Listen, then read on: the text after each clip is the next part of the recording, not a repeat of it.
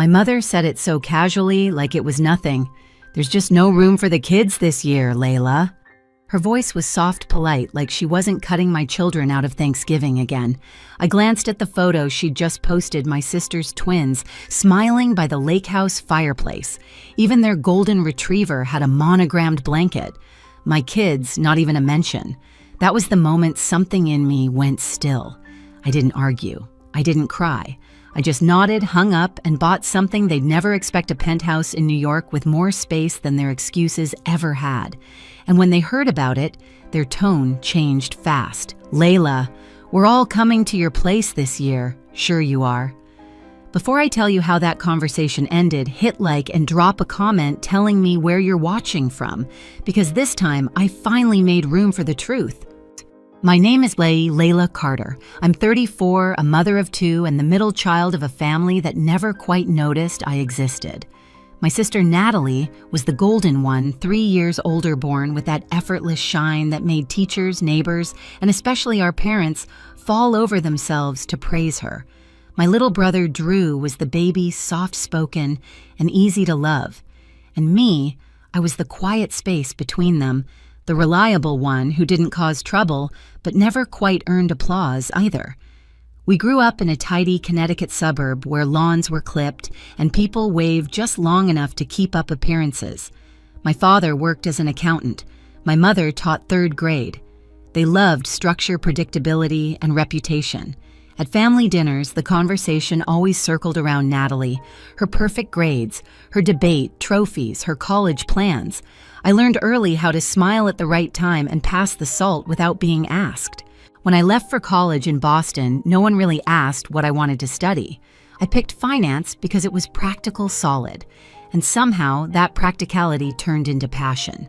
I built my career one long week at a time, late nights, long flights, climbing the ladder until I became an investment director. Somewhere along the way, I met Aaron, my ex-husband.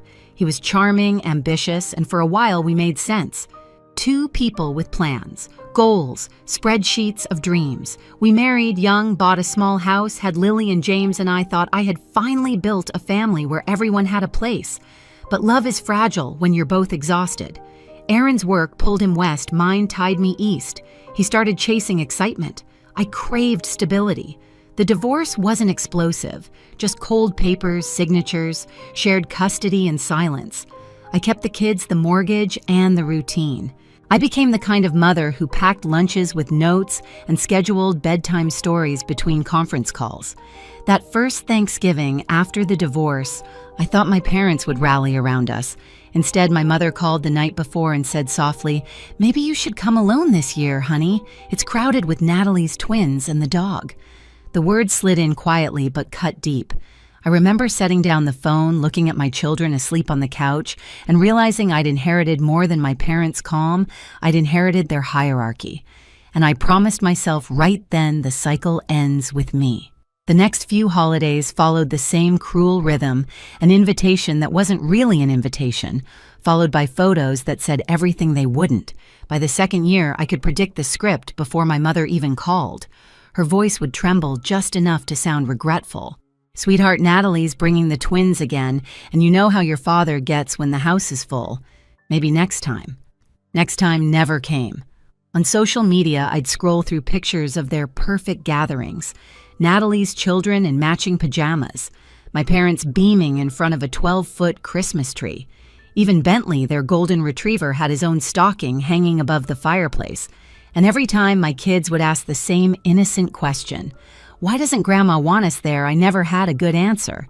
So I'd bake cookies, put on a movie, and pretend the 3 of us were too busy being happy to care. But when Lily once whispered, "Do you think Grandma likes the dog more than us that night?" I cried in the shower so they wouldn't see. Still, I kept playing the role of the peacekeeper. I sent gifts, texted updates, even offered to host. Nothing changed. Then came the 4th of July call. "Layla," my mother began, "about the lake house weekend, we're running out of beds. The basement flooded and the screened porch isn't safe for sleeping." It was so practiced, so rehearsed, I almost laughed. But I didn't. I just said, "That's fine, Mom. Maybe another time." Later that evening, Drew texted me, "You wouldn't believe it. They just redid the basement." New carpet TV and a game table for the twins. No sign of water damage. He sent a photo. Natalie's kids grinning in the room my mother had sworn was unusable. And in the background, a framed sign above the couch read, "Family makes this house a home." That picture burned in my chest. It wasn't about space. It never had been. It was about who they chose to make room for and who they didn't. The next morning, Lily overheard a video call with her cousin Emma. Emma's voice carried that practiced smugness only a 10-year-old who'd learned it from her mother could manage. "Grandma says your apartment's too small for big dinners," she teased. "She likes coming here better." I froze in the hallway. Lily hung up quietly, then turned to me with those wide, searching eyes. "Mom, is that true?" I knelt beside her. "No, baby. Our home is just right for us. Some people only see value in what looks big, but they forget what's real." That night, I couldn't sleep. I stared at the ceiling and realized something simple but irreversible. I was done being grateful for scraps of affection. They'd made it clear my children didn't belong in their house. So I decided I'd build one they'd never forget. When you've spent your whole life being the one who stays quiet, there's a strange calm that comes before you finally stop. That calm found me the night I opened my laptop and searched for New York penthouses for sale. I wasn't looking for luxury, I was looking for a reset. The next few weeks became a secret mission. Between school drop-offs and investor meetings, I toured apartments online with my financial advisor, Jennifer Torres. "You're in a strong position, Layla," she said, scrolling through listings. "You could buy something incredible." I did. A 4-bedroom penthouse on the Upper East Side, floor-to-ceiling windows, a rooftop terrace, a kitchen that gleamed like a promise. I pictured Lily's art supplies spread across the dining table, James building Lego towers in the sunlight. Space. Real space. Not just square footage, but belonging. I didn't tell my family. I didn't tell anyone but Tyler, my oldest friend. When I showed him the photos, he just whistled. "This isn't revenge," he said. "This is evolution." By fall, the kids and I were spending weekends in the city. We decorated slowly, plants, cozy rugs, rooms that felt alive. Lily painted a mural of Central Park across her bedroom wall. James wanted constellations on his ceiling that glowed when the lights went out. One night, standing on the rooftop with them, I looked over the skyline and thought, they'll never be able to say there isn't room again. And then the phone rang. My mother's number. "Layla, about Thanksgiving," she began, her tone overly sweet. "We're hosting again, but Natalie's bringing the twins and the dog, so it might be a little tight." "That's okay," I cut in, my voice steady. "I won't be coming this year. The kids and I are hosting Thanksgiving at our new place in New York." A pause. Then curiosity flickered through her politeness. "New place? Yes. A penthouse on the Upper East Side." There was a beat of silence long enough to hear her mind rearrange itself. "Oh my goodness, Layla. That sounds spectacular. Perhaps we could all come there this year instead. You have the space now." There, it was the shift. Years of no room vanished the moment there was something they wanted. I smiled into the phone. "Let me think about it." But in my heart, the decision was already made. They'd mistaken my silence for weakness. Now they were about to learn the difference. The next few days felt like déjà vu, only this time the tone of every text was different. Polite, eager, fake. First came Natalie. "Mom says you bought a penthouse on the Upper East Side." Which building? I gave her as little as possible. "Just moved in," I replied. "We're keeping it simple this year." "Perfect," she texted back.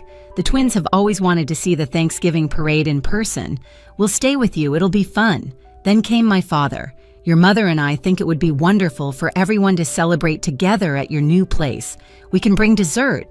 Even relatives I hadn't heard from in years started sending messages. "We'd love to see your new home, Layla."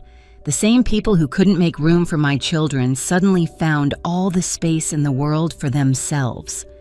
Tyler shook his head when I told him. "They're not coming because they love you," he said. "They're coming because they love how it looks." He was right.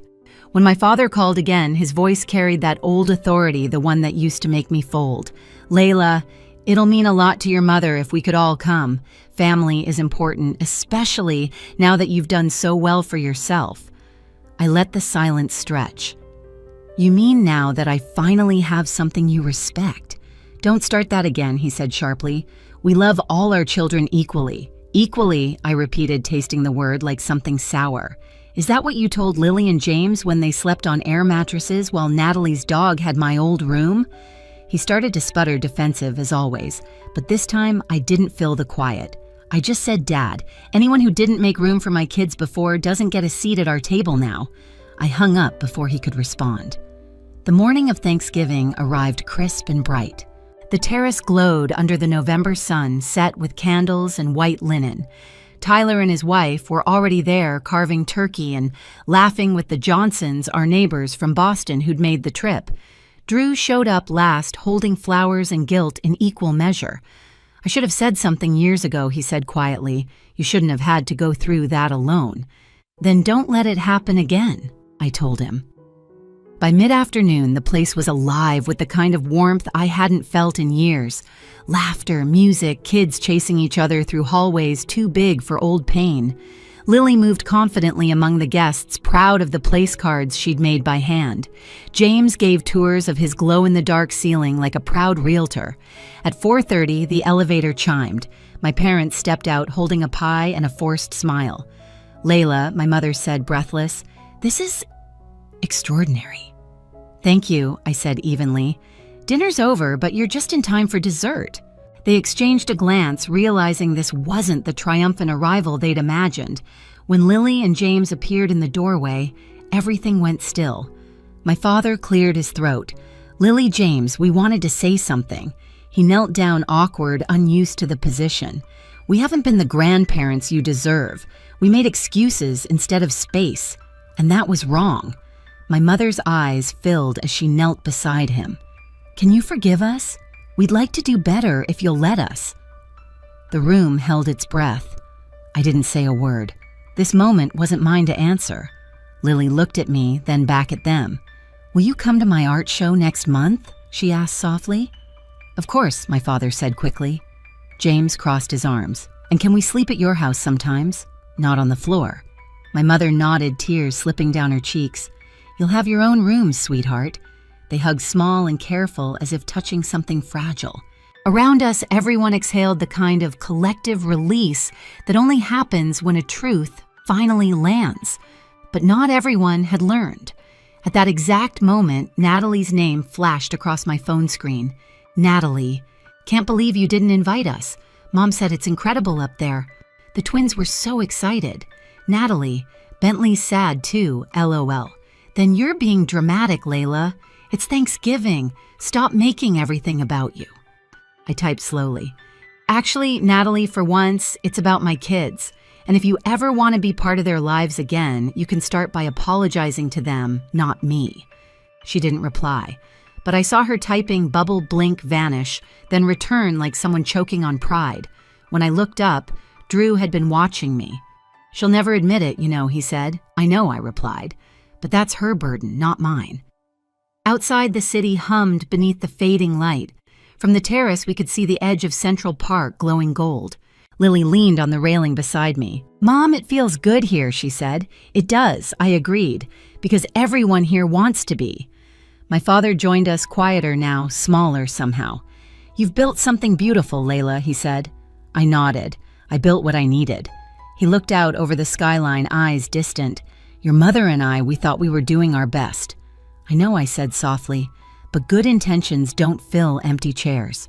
Behind us, laughter rose again, real, unforced, echoing through the open doors. I took one last look at the table where my children's names were written in their own handwriting. Lily, James, always room for us. And for the first time in years, that sentence felt true. Over the next few months, the air between us shifted in small but undeniable ways. My parents started calling, more often not to pry, but to ask about the kids. True to their word, they came to Lily's art show that December. My father stood in front of her watercolor of Central Park and said quietly, "She's got your eye for detail." It wasn't much, but it was the first honest compliment I'd heard from him in years. They began showing up for the little things too, James's school play weekend lunches, even helping with science projects over video calls. It was awkward at first, like strangers learning a new language. But each time, the edges of old resentment softened just a bit. I didn't rush it. I let them earn their way back, one consistent gesture at a time. Drew became a steady presence, visiting the penthouse whenever he could. He'd bring groceries, play board games with the kids, and tell me stories about how Dad had started clearing out the old lake house. How he'd finally removed that framed family makes this house a home sign. He says it never sat right with him after what happened, Drew told me. Maybe guilt could be useful when it finally turned into reflection. Natalie stayed silent. There were no apologies, no olive branches, just distance. And honestly, that was fine. Not every story needs reconciliation. Some just need closure. My kids stopped asking about her and I didn't bring her up. Peace sometimes means subtraction. Professionally, things bloomed. The firm promoted me to managing director, and I started mentoring younger women who reminded me of myself, ambitious, talented, trying too hard to fit into spaces that didn't deserve them. I told them what I'd finally learned: never beg for a seat at someone else's table. Build your own and set the rules yourself. One Saturday in early spring, I woke to the smell of pancakes. Lily and James had taken over the kitchen flour on the counter, laughter spilling across the marble. When I asked what the occasion was, Lily grinned. "We're practicing for next Thanksgiving," she said. "We're hosting again, right?" I smiled. Always. As we ate breakfast on the terrace, sunlight spilling through the city haze, I thought about how far we'd come from sleeping on air mattresses to building something no one could take away. It wasn't the penthouse that made it feel whole. It was the peace, the laughter, the certainty that in this space, every inch belonged to love. That spring evening, I stood alone on the rooftop as the city lights blinked awake one by one. The terrace was quiet now, except for the faint sound of my children laughing inside. For years, I had mistaken silence for peace, thinking that if I didn't fight back, things would stay calm. But peace without respect is just suppression, and silence only protects the ones who hurt you.